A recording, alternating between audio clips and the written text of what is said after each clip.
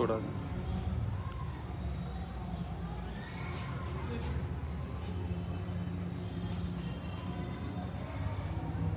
नमस्कार मित्र, मी सरपंच मंगेश साबळे बोलतोय। पण आज या ठिकाणी जिल्हा परिषद कार्यालय छत्रपती संभाजीनगर या ठिकाणी मी सरपंच म्हणून आलेलो नाही, तर माझ्या गावातल्या महिलांचा आवाज म्हणून या ठिकाणी आलेलो आहे।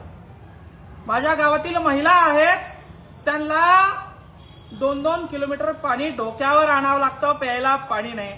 सुरुवातीला शुद्ध पाणी नव्हतं म्हणून आडात बसून आंदोलन केलं, त्या महिलांनी मला मतदान दिलं आणि मी सरपंच झालो। आणि आज 2 वर्ष जवळपास होतोय। जल जीवन मिशनचं काम या ठिकाणी 2020-21 मध्ये चालू झालेलं आहे। जल जीवन मिशनचं काम 4 वर्ष झाले, अजून पूर्ण झालेलं नाही। त्या छड्या आणल्या, पाईप आणले, रोड मध्ये दाबून टाकले, ते पाईप सडायला आले, मात्र जल जीवन मिशनचं काम अजून पूर्ण झालेलं नाही। 4 वर्ष झाले जल जीवन मिशनचं उद्घाटन झालं, 1,80,00,000चं इस्टिमेट तयार केलं बघा मित्र। 4 वर्ष झाले, पाईप रोड मध्ये दाबून टाकले, अजून काम झालं नाही। कुठं काम अडकलाय? कुठं घोडा पेंट खाताय? का 4-4 वर्ष एका जल जीवन मिशनच्या कामाला लागताय? पूर्ण तालुक्यामध्ये, पूर्ण जिल्ह्यामध्ये ही अवस्था आहे। आणि माझ्या गावाची अवस्था सांगण्यासाठी माझ्या गावाच्या लेडीजच्या माध्यमातून, महिलांच्या माध्यमातून सीओ विकास मीना त्यांच्यापर्यंत माझ्या गावातील महिलांचा कांत पोहोचावा। मुख्यमंत्री देवेंद्र फडणवीस, तुम्ही म्हणता लाडकी बहीण आहे, तुमच्या लाडक्या बहिणीला जल जीवन मिशन मध्ये पाणी प्यायला अजून मिळत नाहीये। 4-4 वर्ष झाले, अधिकारी लक्ष देईना, टक्केवारी घेतली का काय असं वाटायला लागले। माझ्या गावातल्या मला महिला विचारता, तर भाऊ तुला सरपंच केलं, तू आम्हाला प्यायला पाणी का अजून दिलं नाही? 3 वर्ष झाले तुला सरपंच केलं, डोक्यावर पाणी आणावं लागतंय, डोक्यावरचं खांद्यावर आणलं होतं, पण 3 वर्ष झाले जल जीवन मिशनचं काम चालू आहे, अजून काम पूर्ण झालं नाही।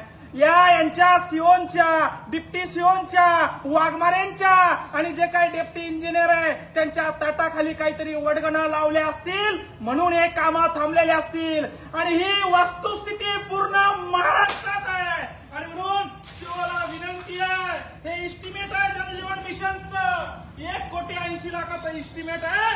4 वर्ष झाले काम चालू आहे, 4 वर्ष झाले तुम्ही भ्रष्टाचार केलाय, 4 वर्ष झाले तुम्ही महिलांना आमच्या प्यायला पाणी या ठिकाणी दिलं नाही। आणि म्हणून गेवराई पायगा गावाच्या महिलांच्या वतीनं सीओला या ठिकाणी आम्ही निवेदन देण्यासाठी आलो आहे की लवकर आमचं जल जीवनचं काम सुरू करा, आमच्या लेकरांना, आमच्या महिलांना प्यायला शुद्ध पाणी द्या।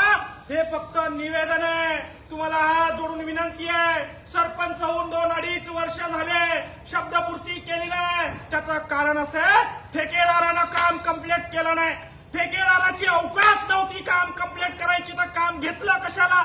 शासन बजेट देत नाही म्हणतंय, मुख्यमंत्री लाडक्या बहिणीला डोक्यावर पाणी आणायला लावतंय।